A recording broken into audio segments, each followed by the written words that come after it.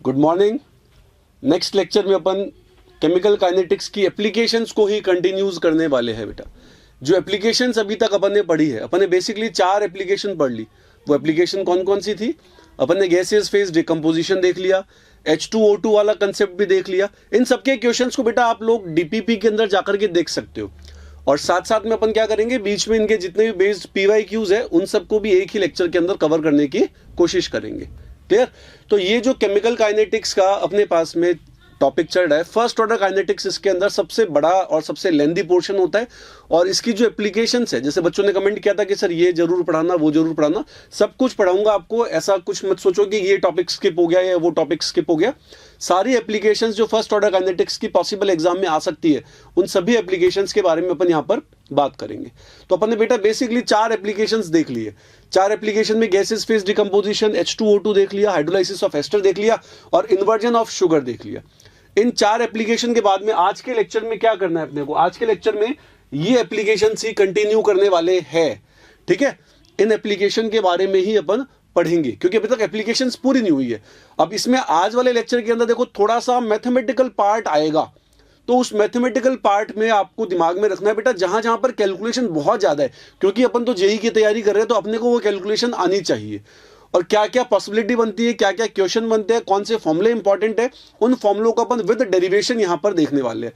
तो थोड़ा सा आज इंटीग्रेशन का लॉजिक भी, यानी इंटीग्रेशन का कंसेप्ट भी काम में आने वाला है। आपको फोकस करना पड़ेगा कि इंटीग्रेशन अगर आप लोगों ने नहीं पढ़ा तो जहां पर जो फॉर्मुलेज मैं आपको बता रहा हूं उनको आप लोग याद कर लो एक बार।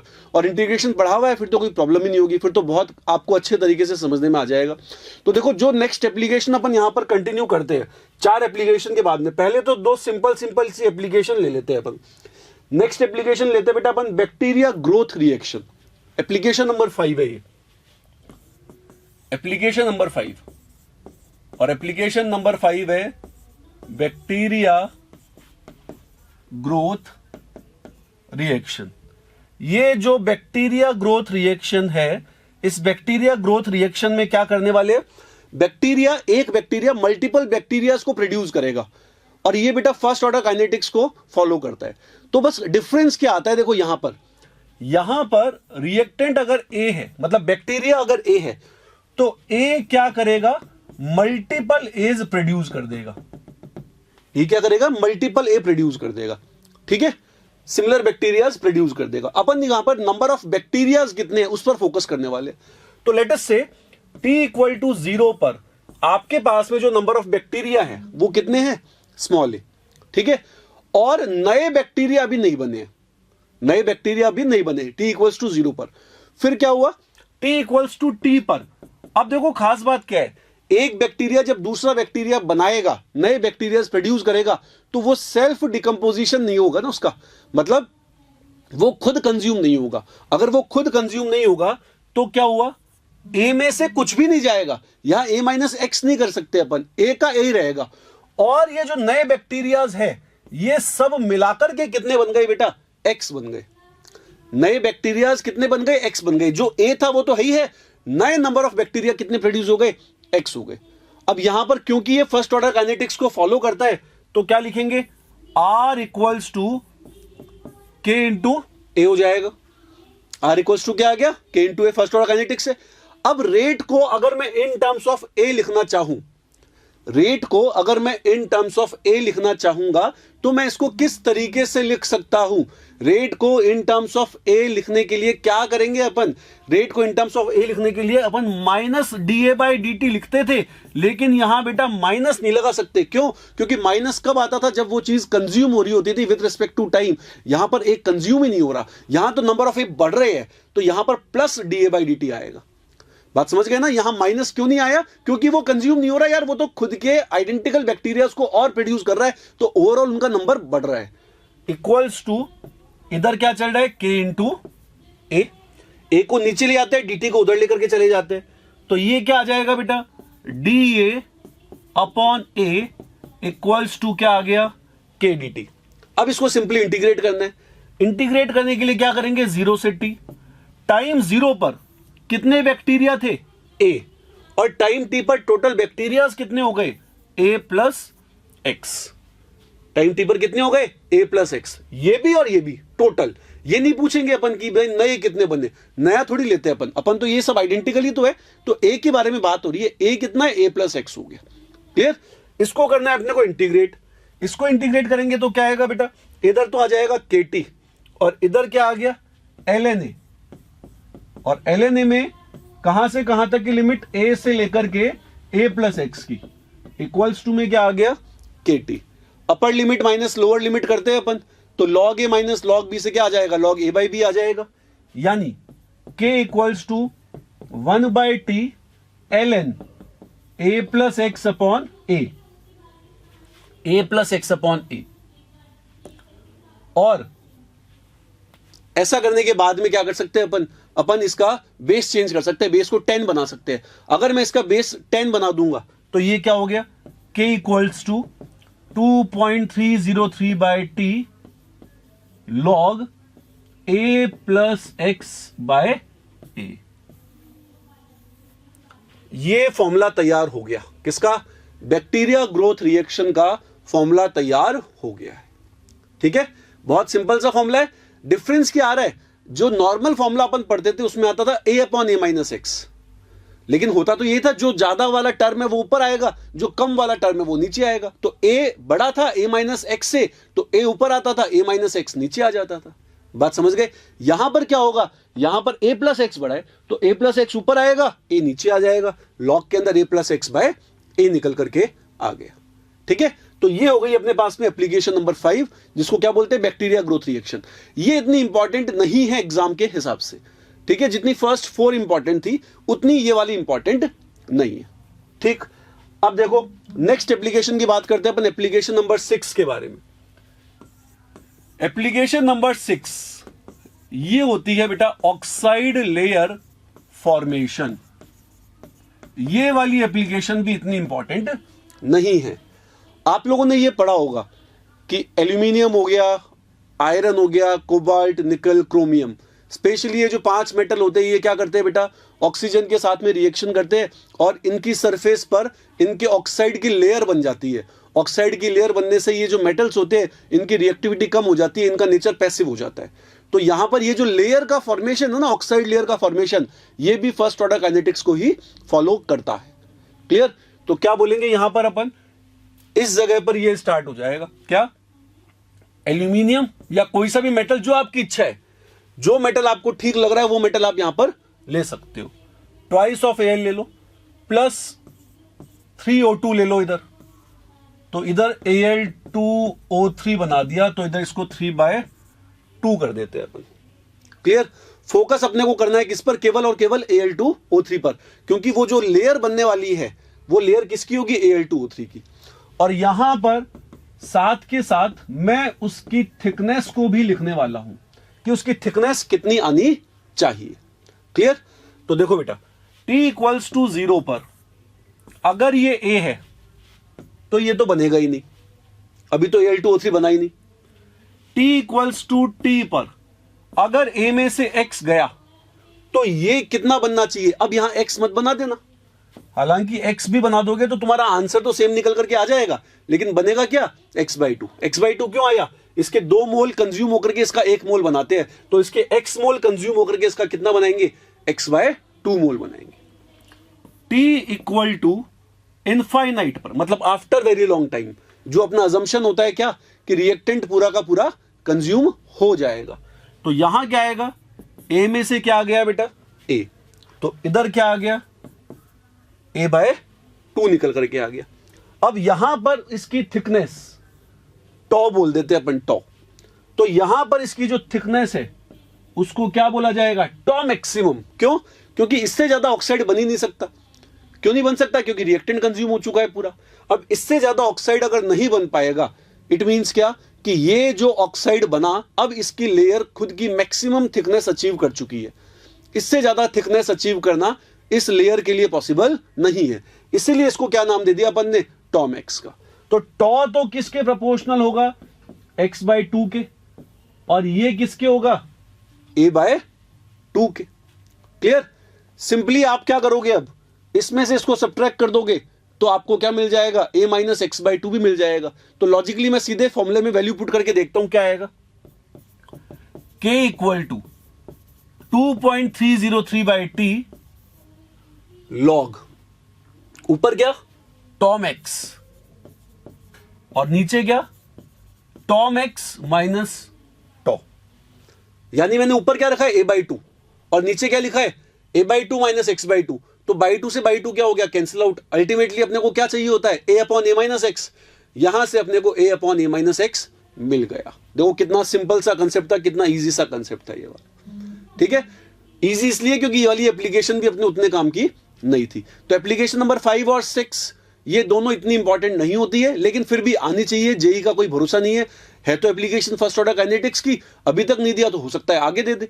और जेई मेन में तो आजकल वैसे भी अच्छे क्वेश्चंस फॉर्म होने लग गए, तो हो सकता है कभी सीधे सीधे फॉर्मूला ही पूछ ले आपसे। तो इन केस अगर वो आपसे डायरेक्टली फॉर्मूला पूछता है तो वो आपको तभी पता हो सकता है ना जब आपको डेरिवेशन याद हो। हमेशा प्रेफर करना, जिन चीजों के लिए मैं बोल रहा हूं कि डेरिवेशन पर फोकस करो, वहां डेरिवेशन पर ही फोकस होना चाहिए। जहां सीधे फॉर्मूले को याद करने की जरूरत होगी वहां मैं बता दूंगा, वहां पर भी डेरिवेशन अपन करेंगे, लेकिन अगर डेरिवेशन नहीं याद तो एटलीस्ट कम से कम फॉर्मूला तो अपने को पता रहे। क्लियर है? तो अब आते हैं बेटा अपन इसके नेक्स्ट एप्लीकेशन पर, एप्लीकेशन नंबर 7। और एप्लीकेशन नंबर 7 के अंदर मैं लेके चल रहा हूं बेटा रिवर्सिबल फर्स्ट ऑर्डर रिएक्शन। अब मैं ले रहा हूं रिवर्सिबल फर्स्ट ऑर्डर रिएक्शन, यहां पर ले ली मैंने रिवर्सिबल फर्स्ट ऑर्डर रिएक्शन, या आप इसको यूं भी बोल सकते हो first order reaction opposed by first order reaction. First order reaction opposed by first order reaction, यह भी इसको बोला जा सकता है। क्लियर? मतलब क्या है, यहां पर फॉरवर्ड रिएक्शन भी फर्स्ट ऑर्डर की है, बैकवर्ड रिएक्शन भी फर्स्ट ऑर्डर की है। अपन ऐसा अज्यूम करके चल रहे क्योंकि अगर अपने ये आता है, मतलब अगर इसकी कैलकुलेशन आती है रिवर्सिबल रिएक्शन की, तो वो फर्स्ट ऑर्डर ही देगा क्योंकि उसका इंटीग्रेशन थोड़ा सा सिंपल हो जाता है इस रीजन से। ठीक है, तो क्या रिएक्शन है, रिएक्टेंट मान लो ए है और प्रोडक्ट कौन है बेटा बी। फॉरवर्ड रेट कांस्टेंट के लिए मान लेते हैं अपन, फॉरवर्ड रेट कांस्टेंट है इसका के एफ, बैकवर्ड रेट कांस्टेंट कौन है के बी।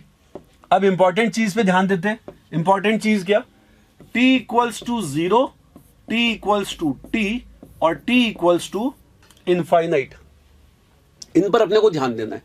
ठीक है, टी इक्वल्स टू 0 पर ये कितना ए, ये होगा नहीं, ये तो अपन जानते हैं। टी इक्वल्स टू टी पर क्या होगा बेटा ए माइनस एक्स, ये कितना बनेगा एक्स। अब टी इक्वल्स टू इनफाइनाइट पर जल्दीबाजी में एक बच्चे यहां पर ए माइनस ए लिख देते हैं। ए माइनस ए रिवर्सिबल रिएक्शन में नहीं होता है, ए माइनस ए इरिवर्सिबल रिएक्शन में होता है। क्यों? क्योंकि इरिवर्सिबल रिएक्शन इनफाइनाइट पर क्या करते हैं अपन, क्या अज्यूम करके चलते हैं कि रिएक्टेंट खत्म हो गया पूरा का पूरा। लेकिन बेटा रिवर्सिबल रिएक्शंस के अंदर इनफाइनाइट का मतलब होता है इक्विलिब्रियम अचीव हो गया। इनफाइनाइट का मतलब क्या होता है, इक्विलिब्रियम अचीव हो गया। और इक्विलिब्रियम पर क्या होगा, इनकी जो कंसंट्रेशन है वो कांस्टेंट हो जाएगी। क्लियर? तो यहां पर t इक्वल्स टू इनफाइनाइट, या फिर आप इसको बोल सकते थे क्या t इक्वल्स टू इक्विलिब्रियम, ये भी आप इसको बोल सकते थे। तो इक्विलिब्रियम पर इसकी कंसंट्रेशन अगर a माइनस एक्सी है, ये थोड़ा लैग कर गया, तो इसकी कंसंट्रेशन कितनी हो जाएगी, एक्सी हो जाएगी। अगर ये a माइनस एक्सी है तो ये क्या एक्सी। अब यहां पर वेरिएबल टर्म x है, वेरिएबल टर्म कौन सी है एक्स, एक्सी वेरिएबल नहीं है। क्यों नहीं है वेरिएबल? क्योंकि इनफाइनाइट पर यानी इक्विलिब्रियम पर क्या होता है, कंसंट्रेशंस कांस्टेंट हो जाती है। तो ये a माइनस एक्सी और एक्सी दोनों के दोनों टर्म्स कैसे है बेटा, कांस्टेंट है। ठीक है, अब अपन इसका डेरिवेशन परफॉर्म करते हैं। डेरिवेशन देखो कितना सिंपल सा होता है इसका, बस 2 स्टेप्स है जो आपको याद रखने। क्या क्या स्टेप्स से फोकस करते हैं। सबसे पहली बात, अगर मैं इसका इक्विलिब्रियम कांस्टेंट लिखता हूं तो इसका इक्विलिब्रियम कांस्टेंट क्या आएगा, के एफ बाय के बी, के एफ बाय के बी। सही है। और इक्विलिब्रियम कांस्टेंट कैसे लिखा जाता है, प्रोडक्ट अपॉन रिएक्टेंट। प्रोडक्ट कौन है बी, रिएक्टेंट कौन है ए। यहां पर बी और ए की जो कंसंट्रेशन पुट की जाती है वो होती है इक्विलिब्रियम वाली, हर कोई सी नहीं, केवल इक्विलिब्रियम वाली। तो यहां पर ऊपर क्या आएगा, बी की कंसंट्रेशन इक्विलिब्रियम वाली अपॉन ए की कंसंट्रेशन इक्विलिब्रियम वाली। यानी ऊपर क्या आ गया बेटा एक्सी, नीचे क्या आ गया ए माइनस एक्सी। ऊपर तो आ गया एक्सी, नीचे आ गया ए माइनस एक्सी। इसको थोड़ा अपन सॉल्व करते हैं। क्रॉस मल्टीप्लाई कर देते एक बार, तो के F A minus K F XC equals to के बी एक्सी, ये आ जाएगा। इसको ले जाते हैं अपन उधर, ठीक है। तो के एफ ए इक्वल्स टू क्या बन गया, ये के एफ प्लस के बी इंटू एक्सी बन गया। इसको नाम दे देते अपन इक्वेशन नंबर फर्स्ट का बेटा। ये आ गई है मेरे पास में इक्वेशन नंबर फर्स्ट, ठीक है। अब मैं क्या करता हूं, यहां पर रेट लॉ लिखता हूं। रेट लॉ लिखते हैं इस रिएक्शन का, आर रेट ऑफ अपीयरेंस या डिसअपीयरेंस। कैसे बताया था लिखना मैंने, आर का मतलब यहां पर मान लेते हैं कि अपने को ए के डिसअपीयरेंस की रेट लिखनी है। अपने को क्या लिखना है, ए के डिसअपीयरेंस की रेट लिखनी है। और ये जो रिएक्शन है ये रिवर्सिबल है। तो ध्यान करो बेटा, वेरियस एलिमेंट्री रिएक्शंस के लिए जब रेट लॉ लिखना सीखा था तो वहां अपन ने क्या समझा था, वहां अपन ने समझा था कि अगर किसी रिएक्शन के अंदर फॉर्मेशन और डिसअपीयरेंस दोनों चीजें हो रही होती है तो अपना टारगेट क्या होता है, अपने को नेट रेट लिखनी पड़ती है। तो यहां क्या लिखा जाएगा, पहले ए के डिसअपीयरेंस की रेट। ए डिसअपीयर किससे हो रहा है, के एफ से हो रहा है। ए डिसअपीयर किससे हो रहा है, के एफ से। और के एफ के लिए रिएक्टेंट कौन है, ए। फिर लिखेंगे माइनस ए अपीयर किससे हो रहा है, के बी से। और के बी के लिए रिएक्टेंट कौन है, बी। के बी के लिए रिएक्टेंट आ गया बी, ये भी लिख दिया अपन ने। यहां तक का काम तो हो गया। अब टाइम टी पर मैं बात किसकी कर रहा हूं, टाइम टी पर। टाइम टी पर ए की कंसंट्रेशन कितनी थी बेटा, ए माइनस एक्स, और बी की कितनी थी, एक्स। इन सारी वैल्यूज को यहां पर पुट कर देते हैं अपन। तो minus D by D T of A minus x equals to के F into A minus x minus K B into X, minus D A by D T plus D X by D T बोल सकता हूं मैं इसको। अब थोड़ा सा ध्यान करो, जब बिल्कुल स्टार्टिंग में फर्स्ट लेक्चर में अपन ने आरओडी और आरओए का रिलेशन निकालना सीखा था ना, तब मैंने आपको बताया था कि हर जगह ए की जगह तो ए ही लिखा हुआ है, यानी ए क्या है, कांस्टेंट। जो चीज वेरिएबल है यहां पर वो कौन सी है, एक्स। तो minus D A by D T वाला टर्म जीरो हो जाएगा, केवल D X by D T वाला बचेगा इधर। तो इधर आ गया dx बाय dt। इसको देखो ऐसे लिखा जा सकता है क्या, kf into A minus x common ले लेते हैं, kf प्लस केवी, यूं लिख सकते हैं इसको। इसको दे देते हैं अपन इक्वेशन नंबर सेकंड, और इक्वेशन नंबर फर्स्ट से फिर kf इंटू ए की वैल्यू उठा करके नीचे पुट कर देते हैं। इसकी वैल्यू क्या थी, के एफ प्लस के बी इंटू एक्सी। इसकी वैल्यू क्या है, के एफ प्लस के बी इंटू एक्सी। ये वैल्यू उठा करके यहां रख देते। तो देखो क्या इक्वेशन बन गई अपने पास में, D X by D T equals to के एफ प्लस के B into X E minus K F plus के बी इंटू एक्स। ये बन गया। इसमें से कॉमन क्या आ गया, के एफ प्लस के बी कॉमन आ गया। तो simply dx by D T क्या बन गया, के एफ प्लस के बी एक्सी माइनस एक्स बन गया। एक्सी माइनस एक्स को नीचे लेकर के आ जाते हैं, dx upon x c minus x equals to के एफ प्लस के बी इंटू डी टी। यह आ जाएगा। अब करना है अपने को इंटीग्रेशन, टाइम जीरो से टी। टाइम जीरो पर कितना डिसोसिएट होता है, जीरो। टाइम टी पर कितना डिसोसिएट होता है, एक्स। करेक्ट है। अब मुझे क्या करना है बेटा, इसका करना है इंटीग्रेशन। ln 1 माइनस एक्स का इंटीग्रेशन क्या होता है, सोच के देखो। ln 1 माइनस एक्स का इंटीग्रेशन करना है तो क्या करूंगा, इंटीग्रेशन डिवाइडेड बाय उसका डिफरेंशिएशन। यही होता है ना। अगर मैंने आपको बोल दिया e की पावर 2x का इंटीग्रेशन करो तो क्या करते हो, e की पावर 2x का इंटीग्रेशन e की पावर 2x, और फिर डिवाइडेड बाय क्या करते हो, 2x का डिफरेंशिएशन। ऐसे ही किया जाता है। बिल्कुल सेम तरीके से अपन यहां पर लगाएंगे। तो यहां ये टर्म क्या बन गई बेटा, minus ln xc minus x limit कहां से कहां तक, 0 से x तक। इधर क्या आ गया, kf plus kb into T चल रहा है इधर। अब इधर अपने को वैल्यू पुट करनी है, तो या तो एक काम करते हैं, माइनस साइन हटा देते हैं। माइनस साइन हटा देंगे तो लिमिट चेंज हो जाएगी, इंटरचेंज हो जाएगी, अपर वाली लोअर बन जाएगी, लोअर वाली अपर बन जाएगी। ठीक है, तो ln xc minus x, limit कहां से कहां तक, x से 0 तक। इधर क्या आ गया बेटा, kf plus kb into t आ गया। क्लियर है?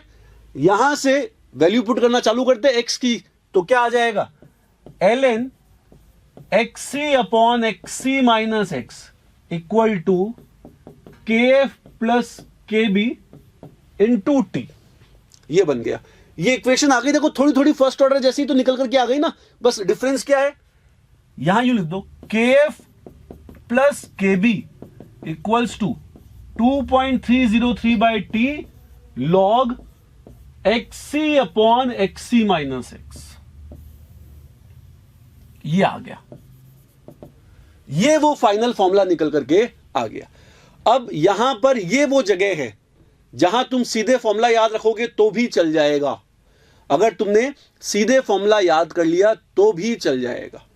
ठीक है, क्वेश्चन किस तरीके से आ सकता है इस पर बेस्ड क्वेश्चन की बात कर लेते हैं एक बार यहीं पर ही, इसको समझने के लिए। बेटा फॉर्मूला तो अपन ने याद कर लिया, क्या होता है, k की जगह पर क्या आता है, kf प्लस kb, और a अपॉन a माइनस एक्स की जगह पर क्या आता है, xc upon xc minus x. क्या आ जाता है, xc upon xc minus x आ जाता है। क्लियर? तो यहां पर क्या बोल सकते हैं अपन ये बोल सकते हैं बेटा, एक एग्जांपल के अंदर आपको बोला एक रिएक्शन थी ए गैस से बी गैस, ये रिएक्शन है। ठीक है, इस रिएक्शन के अंदर आपको बोला गया इसका जो केसी है वो 10 की पावर माइनस 4 है, इसका जो केएफ है वो 10 की पावर माइनस 2 है।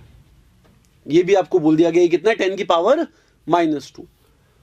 अपन एक काम करते हैं, इसको 0.1 कर देते हैं ताकि कैलकुलेशन तुम्हारे हिसाब से थोड़ी सी इजी हो जाएगी। केसी है इसका 0.1, केएफ कितना है, 10 की पावर माइनस 2। आपसे पूछा गया when will concentration of B be half of its equilibrium concentration. ये बोल रहा है किस टाइम पर बी की कंसंट्रेशन उसकी इक्विलिब्रियम कंसंट्रेशन की हाफ होगी, ये पूछा गया अपने से। ठीक है, तो इसको सॉल्व कैसे करेंगे, सॉल्व करने के लिए अपने दिमाग में पहले तो फॉर्मूला होना चाहिए। फॉर्मूला क्या है, kf plus kb equals to 2.303 by T log xc upon xc minus x, ये फॉर्मूला था। ठीक है, आप चाहो तो 2.303 को हटा दो तो लॉग की जगह क्या बन जाएगा, ln बन जाएगा। अब मुझे यहां पर क्या क्या चाहिए, मुझे यह पता है कि जो kc होता है वो होता है kf बाय kb। kc क्या होता है, kf बाय kb।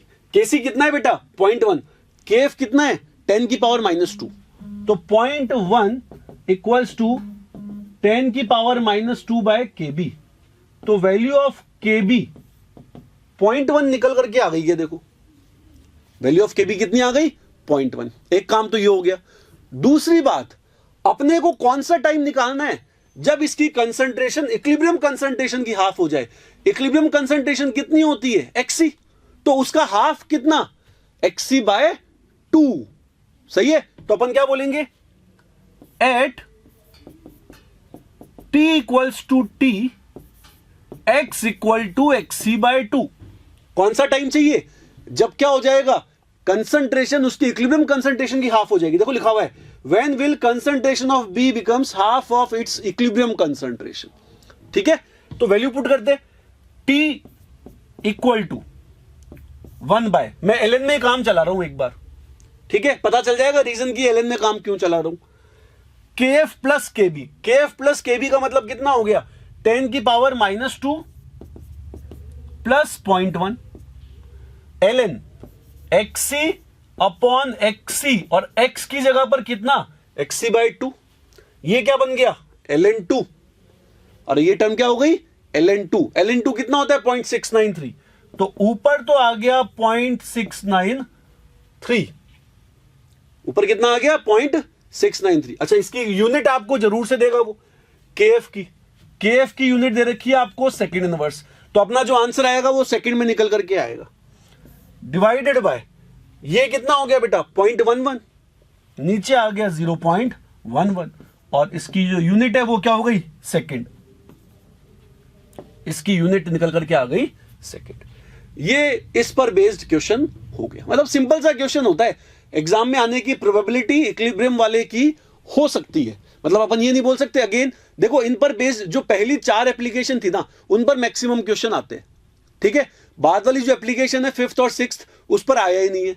7th वाली जो अपन ने एप्लीकेशन देखी, ये वाली, इस पर बेस्ड क्वेश्चन आने की प्रोबेबिलिटी होती है, आ सकता है। तो अगर क्वेश्चन आ गया तो आप तभी सॉल्व कर पाओगे जब आपको इसका फॉर्मूला पता है। एटलीस्ट डेरिवेशन आता है तो वेल एंड गुड, लेकिन अगर डेरिवेशन नहीं आता तो कम से कम आपको ये फॉर्मूला पता होना चाहिए। फॉर्मूला क्या है, kf plus kb equals to 2.303/t log xc upon xc minus x। xc क्या होता है, इक्विलिब्रियम कंसंट्रेशन, और x कुछ भी हो सकता है, xc से रिलेट करना पड़ेगा, लेकिन तब जाकर के xc कैंसिल आउट हो पाएगा ऊपर नीचे। जैसे यहां पर xc क्यों कैंसिल आउट हो गया, क्योंकि मैंने x को किसके टर्म्स में लिख दिया था, xc की टर्म्स में लिख दिया था। क्लियर है। तो ये हो गई अपने पास में कौन सी, एप्लीकेशन नंबर 7, जिसमें अपन ने क्या देखा, reversible reaction, first order opposed by first order. Forward reaction भी फर्स्ट ऑर्डर की थी और बैकवर्ड रिएक्शन भी किसकी है बेटा, फर्स्ट ऑर्डर की है। लॉजिक क्लियर है।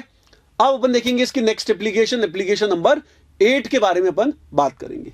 तो जो एप्लीकेशन नंबर 8 अपन देखने वाले हैं, अब देखेंगे अपन बेटा कौन सी रिएक्शन, पैरेलल रिएक्शन। तो एप्लीकेशन नंबर 8, एप्लीकेशन नंबर 8 में देखोगे आप, first order parallel reaction. First order parallel reaction radio activity के अंदर बहुत ज्यादा काम में आती है, और फिजिक्स में जेई में क्वेश्चन भी आया हुआ है। रेडियो एक्टिविटी वाले इस डेरिवेशन पर फिजिक्स में जेई में क्वेश्चन भी आया हुआ है बेटा, ठीक है। तो जेई के हिसाब से अपने को फिजिक्स और केमिस्ट्री दोनों में हेल्प करेगा ये वाला टॉपिक। अब होती क्या है ये पैरेलल रिएक्शंस, पहले तो आप इनको समझो। पैरेलल रिएक्शन का मतलब हो गया ए से बन रहा है बी, क्योंकि बेटा मैं जनरलाइज करना चाह रहा हूं इसलिए मैंने कोफिशिएंट ले लिया n1, और इससे बन रहा है क्या, सी, ए से ही सी बन रहा है, लेकिन दोनों के जो रेट कांस्टेंट्स है वो अलग अलग है। इसका कांस्टेंट कितना है k1, इसका कांस्टेंट कितना है k2।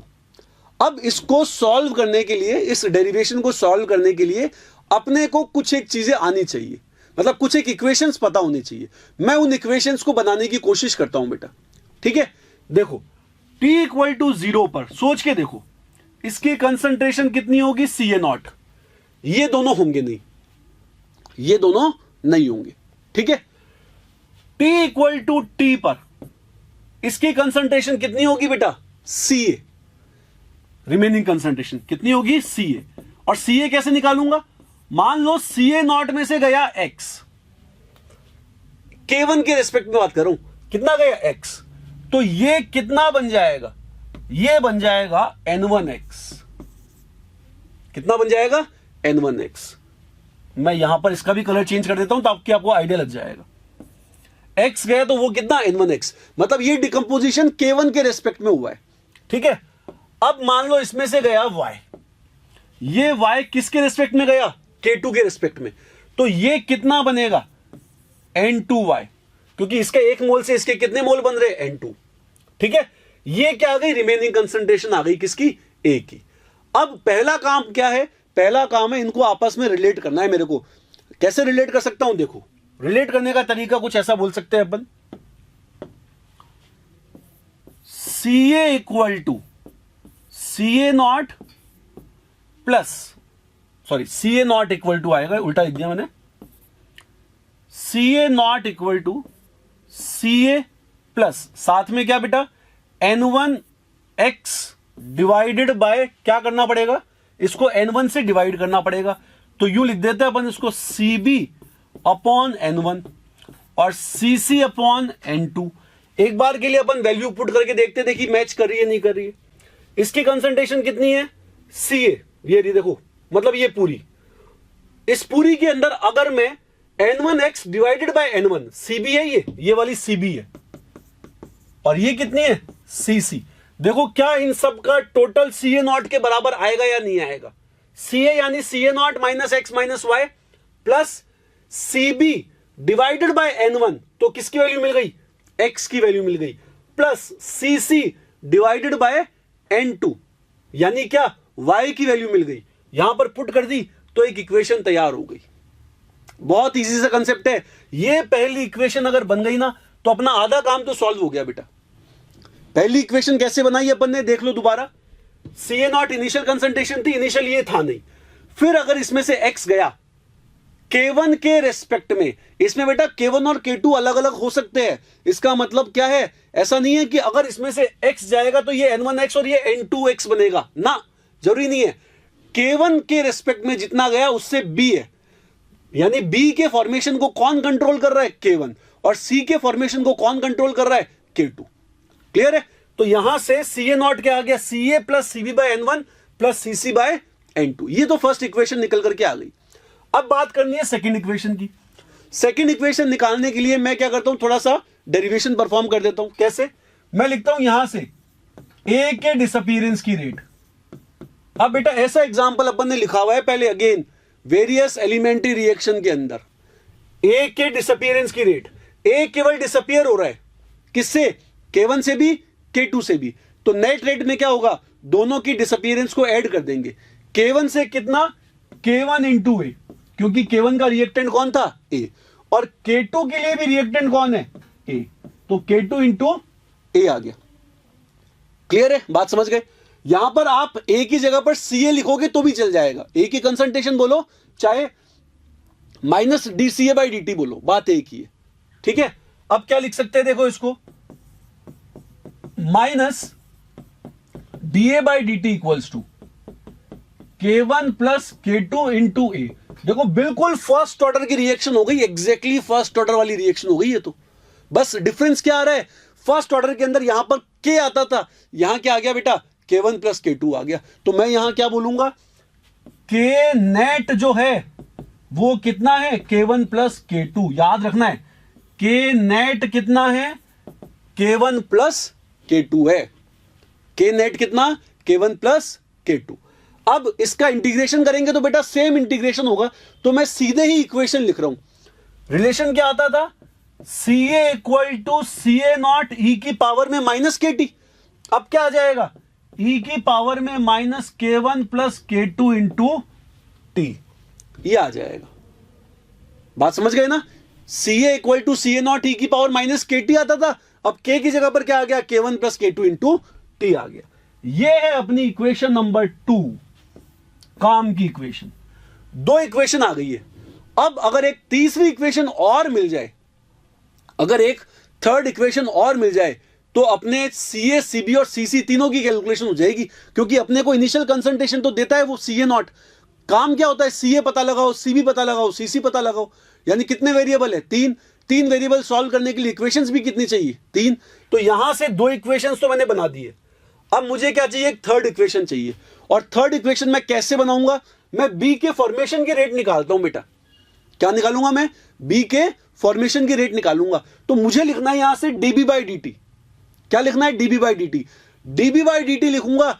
dB का कोफिशिएंट कितना है, n1। ध्यान करो, मैंने कहा था अगर किसी का कोफिशिएंट है तो सबसे पहला काम क्या होता है, उस कोफिशिएंट को आगे लगा दो।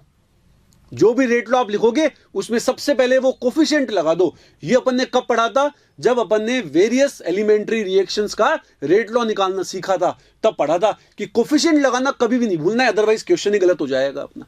ठीक है, तो देखो इसके बेसिस पर मैं dB बाई dt लिखना चाहता हूं, dCB बाई dt या dB बाई dt जो बोलना चाहो। तो प्लस dB बाई dt, या आप बोल सकते हो dCB by dt equal to, सबसे पहले तो क्या लगाना है, n1। कोफिशिएंट तो लगाना ही लगाना है। क्यों लगाना है, क्योंकि इधर आता है 1 by n1 dCB by dt, तब जाकर के रेट बनती है n1। अब क्या चेक करेंगे, B का फॉर्मेशन किससे हो रहा है, K1 से। K1 के लिए रिएक्टेंट कौन है, A। तो कैसे लिखेंगे बेटा इसको अपन, ये बन रहा है K1 से, और K1 के लिए रिएक्टेंट कौन है, A। बात समझ गए। या आप इसको यूं लिख सकते हो, d c b by D T equals to N1 K1 और ये क्या हो गया, CA बन गया। ये क्या बन गया, CA बन गया। ठीक है, तो DCB इक्वल टू क्या बन गया, N1 K1 और CA की जगह क्या आएगा, CA नॉट E की power minus K1 into K2 into T multiplied by dt। ये कहां से लिखा मैंने, CA की वैल्यू इक्वेशन नंबर 2 से लिख दी है। ये भी आ गया, DCB आ गया। अगर मैं इसका इंटीग्रेशन करूंगा, देखो इंटीग्रेशन करना कोई बड़ी बात नहीं है, इंटीग्रेशन तो हो जाएगा इसका, लेकिन अपन अपनी कैलकुलेशन को रिड्यूस करना चाह रहे हैं। अपन क्या करना चाह रहे हैं, अपनी कैलकुलेशन को रिड्यूस करना चाह रहे हैं। तो मैं इसके इंटीग्रेशन को इग्नोर करके कोई सीधा तरीका निकालने की कोशिश करता हूं, भाई बिना इंटीग्रेट किए अपना काम हो जाए। अपने को थर्ड इक्वेशन चाहिए तो या तो इसको सॉल्व करके निकालो या फिर बिना सॉल्व किए निकालो। तो बिना सॉल्व किए निकालते कैसे, अगर इसका इंटीग्रेशन करते तो बेटा N1 K1 और CA नॉट तो कांस्टेंट था, बाहर आता 0 से T, और B की कंसंट्रेशन टाइम 0 पर 0 थी और बाद में कितनी हो गई, CB। तो वैल्यू क्या आ गई, CB equal to N1 K1 CA naught integration from 0 to T E की पावर में minus K1 plus K2 into T multiplied by dt। बिल्कुल इसी तरीके से CA भी बन जाएगा। सिमिलरली CA की वैल्यू क्या होगी, N2 K2 CA नॉट। क्यों, क्योंकि सॉरी CC आएगा यार, CA नहीं CC में देखो ये रहा C की कंसंट्रेशन अपने को चेक करनी है, कोफिशिएंट कितना है N2 और रेट कांस्टेंट कौन सा है K2। तो एग्जैक्टली सेम, सब कुछ सेम, बस N1 की जगह पर N2, K1 की जगह पर K2। क्या बन गया, N2 K2 CA नॉट 0 से T E की power minus K1 plus K2 into T dt। जो यहां था वही यहां बन गया, और दोनों का ले लो रेशो लोगे तो B की कंसंट्रेशन और C की कंसंट्रेशन का रेशो क्या आ गया, N1 K1 divided by N2 K2। ये आ गया N1 K1 divided by N2 K2। Logic clear, ये मेरी है थर्ड इक्वेशन बेटा। अगर ये तीन इक्वेशंस मुझे याद है जिनमें कुछ भी नहीं है, पहली इक्वेशन क्या है, CA naught equals to CA plus CB divided by अगर कोई कोफिशिएंट है तो, प्लस CC डिवाइडेड बाय कोई कोफिशिएंट है तो। दूसरी इक्वेशन कौन सी आई, CA equal to CA naught E की power minus K1 plus K2 into T। और थर्ड इक्वेशन अपने पास में कौन सी आ गई, CB by CC equals to N1 K1 upon N2 K2। तीसरी इक्वेशन ये निकल करके आ गई है। क्लियर, अब देखो यहां पर वो एक चीज और पूछ लेता है, क्वेश्चन करेंगे अपन इस पर बेस्ड। अभी एक चीज और पूछ लेता है, वो बोलता है बताओ इस रिएक्शन में A से डिसोसिएट होने पर कितना परसेंट तो B बनेगा, कितना परसेंट C बनेगा। तो बेटा अगर आपको दोनों की कंसंट्रेशन का रेशियो पता है तो परसेंटेज निकालना तो बहुत सिंपल है। इसको बोलते हैं अपन प्रोडक्ट डिस्ट्रीब्यूशन। क्या बोलते हैं, प्रोडक्ट डिस्ट्रीब्यूशन।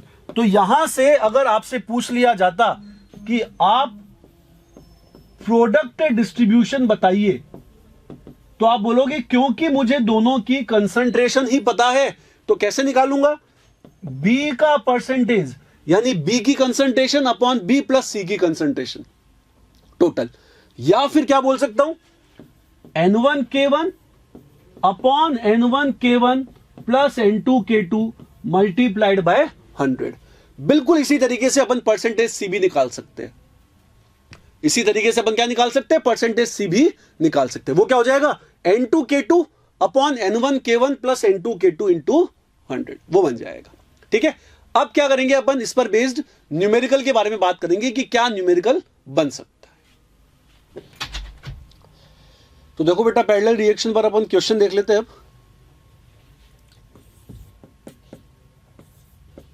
अपन बिल्कुल सिंपल सा क्वेश्चन लेकर के चलते हैं। देखो इधर A से B बन रहा है और A से C बन रहा है। कांस्टेंट दिया हुआ है K1, इधर कांस्टेंट दिया हुआ है K2। स्टार्टिंग में A की कंसंट्रेशन CA नॉट आपको गिवन है कितनी, 2m। थोड़ा कॉम्प्लेक्स बनाना चाहो तो इसको ट्वाइस ऑफ B कर लो, वो आपकी इच्छा पर है, ताकि कोफिशिएंट का भी रोल आपको समझने में आ जाए। ठीक है, और आपसे पूछा गया एक तो K1 दे दिया आपको, K1 दिया हुआ है 0.693 इंटू 10 की पावर -3 सेकेंड इनवर्स, और K2 दिया हुआ है 1.386 इंटू 10 की पावर -3 सेकेंड इनवर्स, ये भी दे दिया। T इक्वल्स टू 100 सेकेंड्स पर आपसे पूछा गया CA बताओ, CB बताओ और CC बताओ। तो एक जनरल क्वेश्चन हो गया, अपने को यहीं से बहुत सारी चीजों का जवाब मिल जाएगा। ठीक है, तो देखो इक्वेशंस क्या क्या होती थी, उन इक्वेशंस के बारे में बात करते हैं अपन। सबसे पहली इक्वेशन तो मैं क्या बनाऊंगा, इसकी एडिशन वाली। और जो एडिशन वाली इक्वेशन थी उसने क्या बताया था अपने को कि जो CA0 होता है ये CA plus CB/2 plus CC ये हो जाना चाहिए। CC/1 बोल दो, तुम्हारी इच्छा पर है। जो कोफिशिएंट है उससे अपने को क्या करना है बेटा, डिवाइड करना है। और रेडियो एक्टिविटी में ना यूजुअली क्या होता है, दोनों का कोफिशिएंट 1 ही होता है। तो जब रेडियो एक्टिविटी आप लोग पढ़ोगे फिजिक्स में या इस पर बेस्ड न्यूमेरिकल्स करोगे ना, तब तो उनमें कोफिशिएंट्स का भी चक्कर नहीं पड़ेगा, वो तो बिल्कुल ही सिंपल हो जाएगा वैसे ही। ठीक है, तो ये तो आ गया CA0 की इक्वेशन। एक इक्वेशन तो ये हो गई, इसको दे देते अपन इक्वेशन नंबर 1। ठीक है, इसमें CA0 पता है अपने को, इनिशियल कंसंट्रेशन कितनी है 2m। अब रेशो की बात कर लेता हूं पहले में। रेशो कौन सा था, CB/CC का। क्या होता था, N1K1/N2K2। N1K1 यानी कितना 2K1 upon K2, 2K1 2 into 0.693 into 10 की पावर -3 डिवाइडेड बाय 1.386 इंटू 10 की पावर -3। ये तो रेशो कितना आ गया, 1 आ गया। यानी यहां से क्या पता चल गया कि CB इक्वल चलने वाला है किसके, CC के। CB इक्वल हो गया किसके, CC के। ये आ गई अपनी सेकेंड इक्वेशन। और थर्ड इक्वेशन कौन सी वाली थी, CA की कैलकुलेशन वाली, उसकी बात कर लेते हैं। CA इक्वल टू क्या, CA0 E की पावर में -K1 plus K2 into T। ये हो जाएगा ना, ये लिख दिया अपन ने यहां पर बेटा। CA0 की वैल्यू कितनी है 2। ठीक है, E की पावर में -K1 प्लस K2। देखो ये 0.693 और ये कितना है 1.386। इन दोनों का मेरे को क्या करना है बेटा, सम करना है। तो इन दोनों का सम करूंगा तो मैं यूं बोल सकता हूं क्या, E की पावर में -3 इंटू 0.693 इंटू 10 की पावर -3 K1 प्लस K2। भाई ये तो 0.693 है, ये कितना है, ट्वाइस ऑफ 0.693। दोनों का सम किया तो दोनों का सम करने पर अपने को क्या मिल गया, 3 इंटू 0.693 इंटू 10 की पावर में क्या चल रहा है, -3। और टाइम कितना दे रखा है आपको, 100 सेकेंड्स। तो इनटू साथ में क्या लग जाएगा, 100 और लग जाएगा। साथ में क्या लग जाएगा, 100 और लग जाएगा। क्लियर है।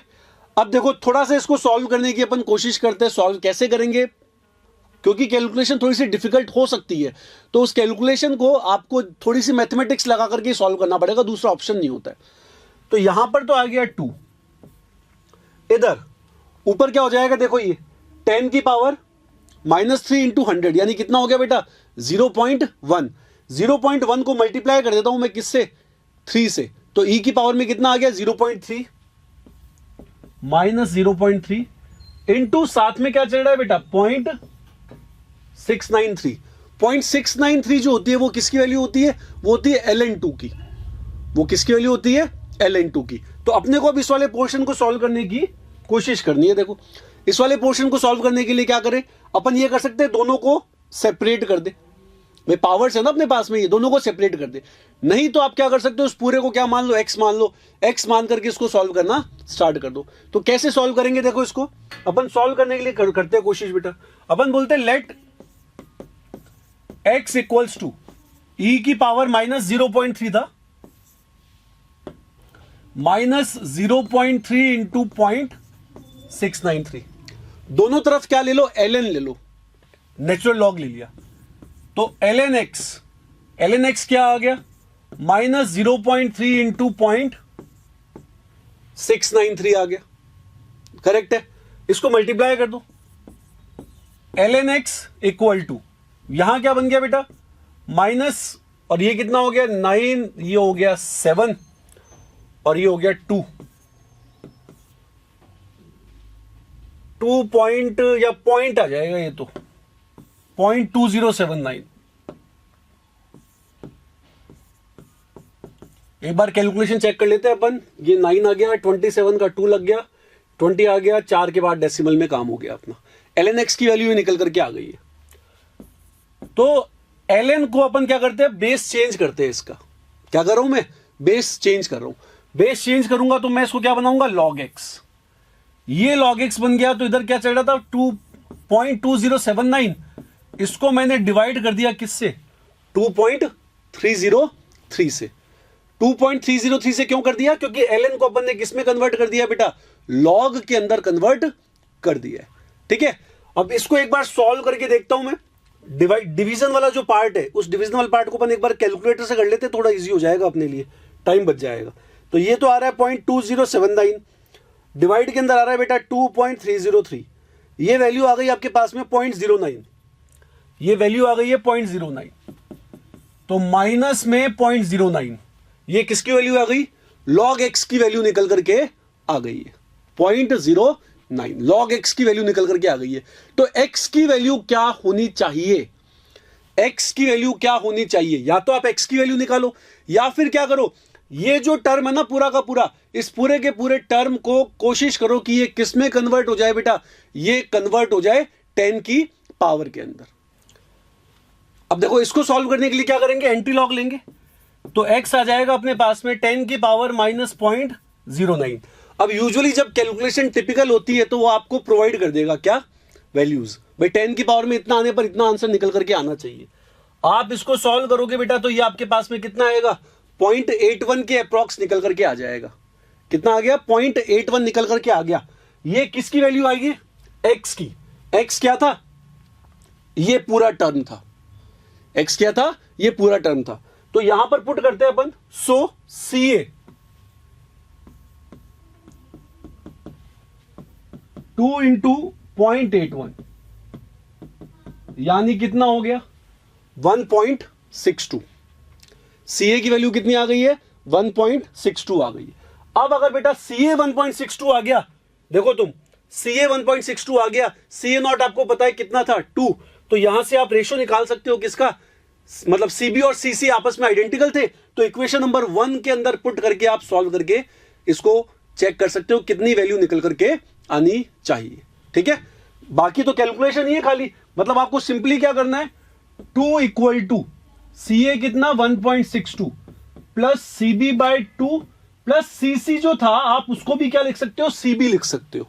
तो यहां से CB मिल गया, जो CB आया वही आपका क्या है, CC है, क्योंकि CB और CC आपस में क्या थे, बराबर थे। ठीक है, तो अब अपन अपनी नेक्स्ट एप्लीकेशन पर चलते हैं बेटा। ये कौन सी एप्लीकेशन हो गई, पैरेलल रिएक्शन वाली। अब अपन नेक्स्ट एप्लीकेशन पर आते हैं। जो नेक्स्ट एप्लीकेशन है वो एप्लीकेशन हो जाएगी सीक्वेंशियल रिएक्शन की। नेक्स्ट एप्लीकेशन क्या है, सीक्वेंशियल रिएक्शन की। इसकी प्रोबेबिलिटी एग्जाम के अंदर आने की, मतलब जो बड़ा न्यूमेरिकल होता है उसकी प्रोबेबिलिटी कम होती है। इस पर जो बेसिक क्वेश्चन आ सकता है उस क्वेश्चन के बारे में अपन बात जरूर करने वाले। तो देखिए यहां पर अपनी जो एप्लीकेशन नंबर 9 आ जाएगी। अब एप्लीकेशन नंबर 9 कौन सी हो गई, सीक्वेंशियल रिएक्शन। सीक्वेंशियल रिएक्शन, ये सीक्वेंशियल रिएक्शन क्या है, ए से बन रहा है बी, बी से बन रहा है सी, यहां कांस्टेंट है K1, यहां कांस्टेंट है K2। T इक्वल टू 0 पर ये CA0 होगा, ये दोनों नहीं होंगे। T इक्वल्स टू T पर CA0 में से x गया तो ये कितना बना, x। ये x में से y गया तो ये कितना बना, y। ये जो वैल्यू है ये क्या है, CC। ये जो वैल्यू है ये क्या है, CB। ये जो वैल्यू है ये क्या है, CA। आप इन तीनों का सम करो, CA plus CB plus CC, क्या ये वैल्यू CA0 के बराबर आई या नहीं आई, आ गई। तो पहली इक्वेशन बन गई, CA0 equal to CA plus CB plus CC। First equation आ गई है, पहली इक्वेशन का काम तो हो गया। सेकेंड इक्वेशन लेकर के आनी है, तो लॉ ऑफ डिसअपीयरेंस लगा दिया, आरओडी के हिसाब से अपन ने चेक किया, minus DA by D t. A का डिसअपीयरेंस कौन से कांस्टेंट से हो रहा है, K1 से। अपन ने ये भी पढ़ा हुआ है पहले वेरियस एलिमेंट्री रिएक्शंस के अंदर, तो minus DA by D T equals to क्या आ जाएगा बेटा, ये आ गया K1 इंटू ए। ये कितना आ गया, K1 इंटू ए निकल करके आ गया। क्लियर है। यहां से क्या लिखेंगे अपन, देखो सब कुछ फर्स्ट ऑर्डर काइनेटिक्स की जैसा है, बस कांस्टेंट जो है वो कितना है अब, K1। तो सीधे सीधे मैं तो इंटीग्रेट कर रहा हूं बेटा, वैल्यू क्या आएगी, CA equal to CA not e की पावर में क्या आएगा, माइनस K1T। बस सीधी सी बात है, जो K होता था उसकी जगह क्या आ गया, K1 आ गया। तो ये हो गई इक्वेशन नंबर 2। यहां तक तो काम बहुत आसान था। इसमें दिक्कत आती है इक्वेशन नंबर 3 बनाने के अंदर। इक्वेशन नंबर 3 बनाने की अपन कोशिश करते हैं, देखो अब कैसे बन सकती है। इक्वेशन नंबर 3 के लिए मैं लिखना चाहता हूं B के अपीयरेंस की rate dB by dt। B form किससे हो रहा है, K1 से। K1 के लिए रिएक्टेंट कौन है, A। तो पहले लिखेंगे K1 इंटू A।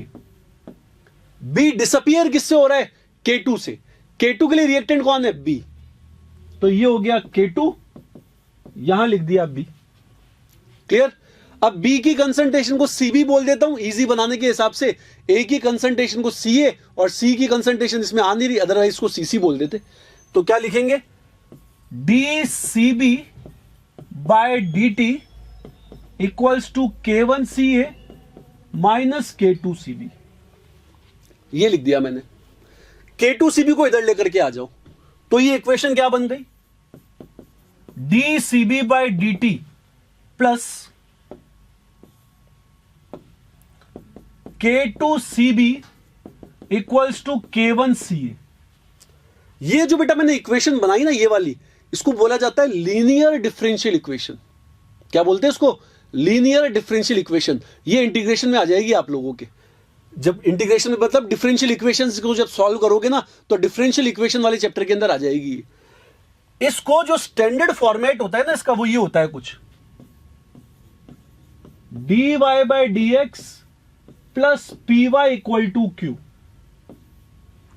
ये इसका स्टैंडर्ड फॉर्म होता है, और इसको सॉल्व करने का एक फिक्स तरीका होता है, और किसी तरीके से आप इसको सॉल्व नहीं कर सकते। आपको इसमें इंटीग्रेटिंग फैक्टर निकालना पड़ता है, जिसको अपन नाम देते हैं IF। क्या निकालना पड़ता है इसमें, इंटीग्रेटिंग फैक्टर, जिसको अपन क्या नाम देते हैं, IF। ठीक है।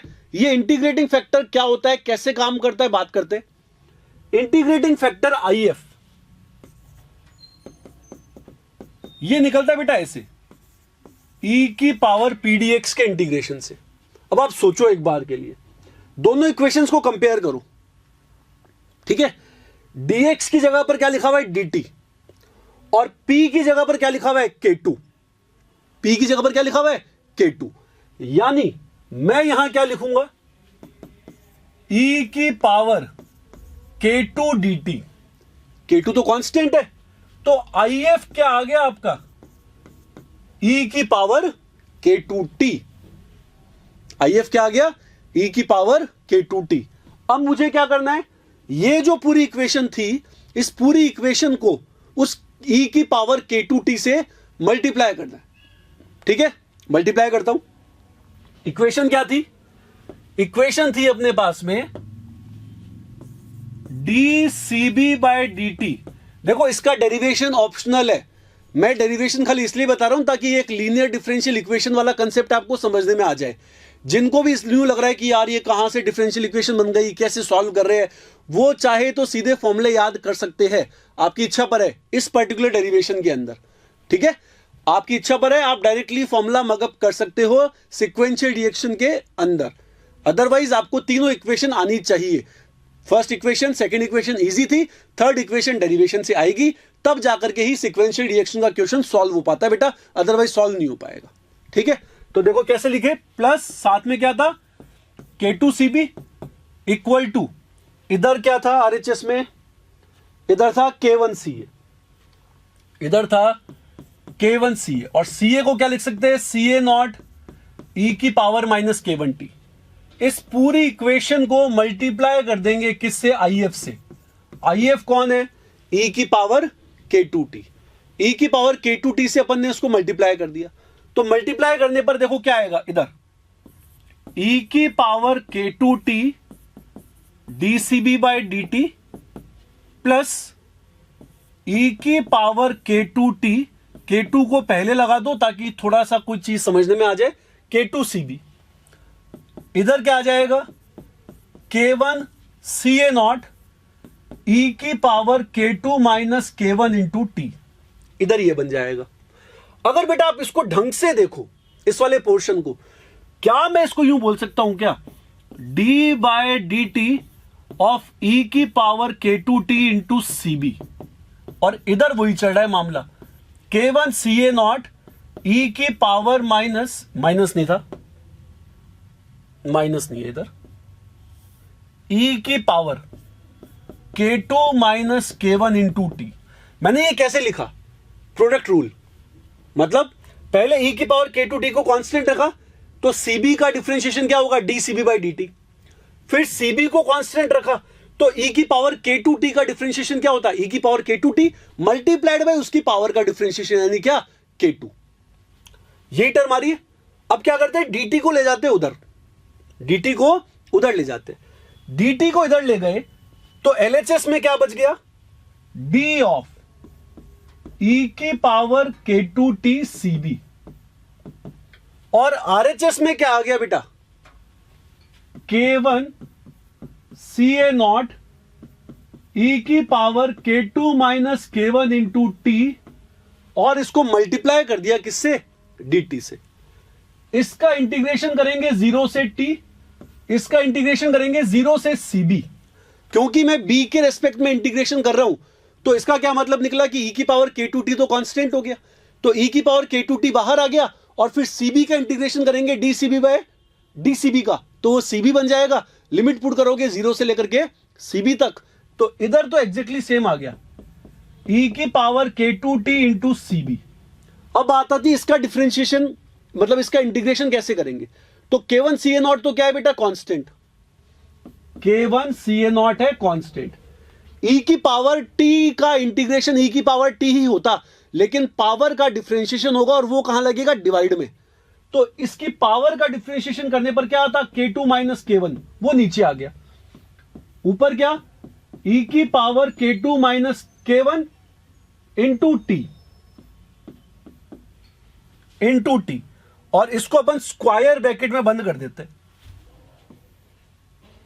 लिमिट कहां से कहां तक, 0 से लेकर के t तक। मैंने कहा ना डेरिवेशन थोड़ा सा डिफिकल्ट है, इसीलिए आपकी इच्छा पर है, आप चाहो तो जो फॉर्मूला लास्ट में निकल करके आएगा उसको सीधे याद कर सकते हो।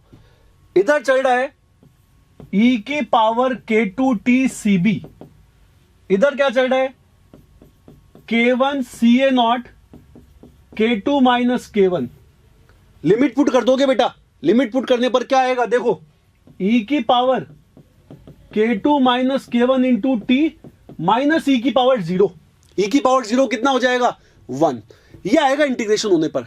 मुझे वैल्यू केवल किसकी चाहिए थी, Cb की, तो मैं क्या करता हूं, e की पावर k2t को उधर ले जाकर के डिवाइड करता हूं, e की पावर k2t को जब उधर लेकर के जाऊंगा तो एक तो इस ब्रैकेट के नीचे, मतलब e की पावर के नीचे आ जाएगा, और एक 1 के नीचे आ जाएगा, मतलब मैं क्या कर रहा हूं, बाहर रखने की जगह पर उसको इस ब्रैकेट के अंदर लेकर के जा रहा हूं। इस ब्रैकेट के जब मैं अंदर लेकर के चला जाऊंगा तो क्या आ गया, देखो Cb K1Ca0 upon k2 minus k1 e की power minus k2 minus k1 into T divided by e की power k2t minus 1 upon e की पावर k2t, यही आएगा। फाइनली जो फॉर्मूला तैयार हुआ वो क्या है, Cb equals to K1Ca0 k2 minus k1 e की power minus k1t minus e की पावर माइनस k2t। ये वो अपनी थर्ड इक्वेशन है जिसके लिए अपन ने इतनी सारी कैलकुलेशन परफॉर्म की है। कैलकुलेशन ऑप्शनल है, आपको क्लियरली बोल रहा हूं, अगर आपको वो इंटीग्रेशन वाला पार्ट नहीं भी आता चल जाएगा, लेकिन वो आना इसलिए चाहिए क्योंकि तुम्हारे मैथमेटिक्स में भी डिफरेंशियल इक्वेशन तो आती ही है, ठीक है। अभी नहीं आई तो आगे आ जाएगी, लेकिन आएगी तो सही, बिना उसके तो काम चलेगा नहीं। इसलिए आपको अगर ये डेरिवेशन आता है तो एटलीस्ट एग्जाम में कहीं कोई गलती भी है तो बेटा आप सॉल्व कर सकते हो फिर इसको। कई बच्चों के दिमाग में आएगा कि सर इतना बड़ा सारा डेरिवेशन करेंगे तो उसकी जगह तो छोड़ ही दो, इतना टाइम ही लग जाएगा। तो छोड़ना तो तब ना जब उसकी जगह तुमको कोई दूसरा क्वेश्चन आता हो। मान लो कोई दूसरा क्वेश्चन नहीं आ रहा और यूं लग रहा है कि यार ये वाला क्वेश्चन ऐसा है जिसको अगर आप कैलकुलेट करने की कोशिश करो तो एटलीस्ट फॉर्मूला मिल जाएगा आपको, तो फिर उस कंडीशन में ये कैलकुलेशन काम में आ जाएगी। कुछ बच्चे होते बेटा जिनको कुछ भी मगअप नहीं हो पाता, वो डेरिवेशन करके सब कुछ निकाल सकते हैं, तो उन बच्चों के लिए मैंने यहां पर डेरिवेशन परफॉर्म कर दिया ये वाला। ठीक है, ये सीबी की वैल्यू है K1 CA0 K2 minus K1। अब आपके पास में 3 इक्वेशन है। 3 इक्वेशन कौन कौन सी है? पहली equation CA0 equal to CA plus CB plus CC। दूसरी equation CA equal to CA0 e की पावर माइनस K1t। और लास्ट में जो इक्वेशन अपन ने निकाली थर्ड इक्वेशन, ये इक्वेशन क्या आ गई? K1 CA0 upon K2 minus K1 bracket के अंदर e की power minus K1t minus e की पावर माइनस K2t। ये सीबी की इक्वेशन सीबी की इक्वेशन तैयार हो गई है। क्लियर? इन तीनों इक्वेशंस को काम में लेकर के आप CA, CB और CC तीनों वैल्यूज को कैलकुलेट कर सकते हैं। बात समझ गए? अब देखो यहां पर अपने को थोड़ा ग्राफ के बारे में समझना पड़ेगा। इस पर जो मेन टॉपिक है ना इंपॉर्टेंट, वो है ग्राफ वाला। वो बोलता है कि यार बी का जो ग्राफ है वो कैसा बनेगा। ए का तो पता है अपने को, भाई ए तो रिएक्टेंट है, वो तो डिक्रीज होगा लगातार। सी अल्टीमेट प्रोडक्ट है, सी लगातार बनेगा, ये भी पक्का है। वो बोलता है बी का ग्राफ कैसे बनेगा, बी का ग्राफ कैसे बनेगा। तो बेटा बी का ग्राफ बनाने के लिए अपने को क्या करना पड़ेगा? बी का ग्राफ बनाने के लिए, एक बार बेटा जस्ट ए सेकेंड, बी का ग्राफ बनाने के लिए अपने को डिफरेंशिएशन करना पड़ेगा। मतलब ग्राफ कैसा बनेगा? पहले ए से बी बनेगा और फिर बी से सी बनेगा। तो ग्राफ कैसा बनेगा? पहले बढ़ेगा फिर कम होगा। तो देखो यहां पर मैं बी का ग्राफ तो बना देता हूं एक बार। बी का ग्राफ कैसा बनेगा? ऐसा।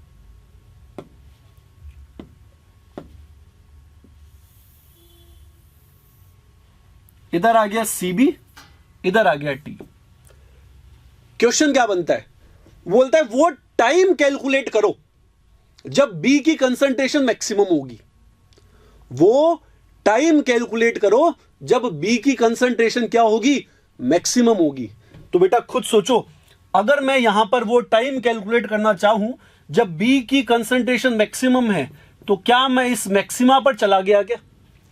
इस मैक्सिमा के करस्पॉन्डिंग जो टाइम आया उसको नाम दे दिया अपन ने क्या? T max. और यहां पर जो बी की कंसंट्रेशन आएगी उसको नाम दे दो क्या? C B max. क्या अपन ऐसा बोल सकते हैं क्या कि at T equal to T max D C B by D T equal to 0, भाई D Y by D X equal to 0, क्योंकि ग्राफ का स्लोप कितना हो गया? 0 हो गया। तो आपको क्या करना है? इसका डिफरेंशिएशन करना है। क्या करना है? इसका डिफरेंशिएशन करना है और डिफरेंशिएशन करके उसको 0 के बराबर करवाना है। ठीक है, तो जैसे ही डिफरेंशिएशन करोगे, आंसर मैं सीधे लिख रहा हूं, आप लोग डिफरेंशिएशन करके चेक कर सकते हो। आंसर निकल करके आएगा बेटा टी मैक्स इक्वल टू 1 अपॉन K2 minus K1 ln K2 by K1। याद रखने का तरीका क्या है? देखो, पहली बात तो फर्स्ट ऑर्डर रिएक्शन है, तो टाइम और के एक दूसरे के इनवर्सली होने वाले, और कुछ आएगा ही नहीं। कंसंट्रेशन जैसी कोई चीज नहीं आती, क्योंकि के की जो यूनिट है वो सेकंड इनवर्स होने वाली है फर्स्ट ऑर्डर के अंदर। दूसरी बात, इधर अगर K2 माइनस K1 किया, मतलब K2 बढ़ा है किससे? K1 से, तो ln के अंदर K2 बाई K1 ही होगा, क्योंकि अगर यहां माइनस हो गया या उधर उल्टा हो गया तो टाइम नेगेटिव हो जाएगा, वो पॉसिबल नहीं है।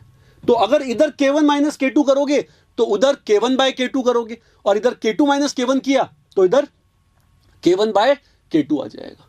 ठीक है, जैसे इस टी मैक्स को इक्वेशन थर्ड में पुट करोगे तो बी की मैक्सिमम कंसंट्रेशन भी मिल जाएगी। क्या मिल जाएगी? बी की मैक्सिमम कंसंट्रेशन मिल जाएगी। तो उस वैल्यू को, जब टी मैक्सिमम की जो वैल्यू थी उस वैल्यू को आप पुट करोगे तो सीबी मैक्सिमम की जो वैल्यू है वो सीबी मैक्सिमम की वैल्यू आपको मिल जाएगी बेटा CA0 K2 बाय K1 की power K2 bye K1 minus K2, ये वैल्यू मिलती है अपने को। बात समझ गए ना? ये वो वैल्यू है जिसके बेसिस पर आप बी की मैक्सिमम कंसंट्रेशन निकाल सकते हो। बहुत कम प्रोबेबिलिटी है कि ये आ जाए। कम प्रोबेबिलिटी क्यों है? क्योंकि कैलकुलेशन बहुत ज़्यादा होती है इस सिक्वेंशियल रिएक्शन वाले पार्ट के अंदर। ठीक है, तो अपन ने यहाँ पर जो एप्लीकेशन देख ली अभी तक वो कौन कौन सी हो गई? अपन ने एप्लीकेशन चेक कर लिया यहाँ पर, एक तो ऑक्साइड लेयर फॉर्मेशन चेक कर लिया, बैक्टीरिया ग्रोथ चेक कर लिया, रिवर्सिबल रिएक्शन पढ़ ली, पैरेलल रिएक्शन पढ़ ली और साथ में सीक्वेंशियल रिएक्शन भी देख लिए।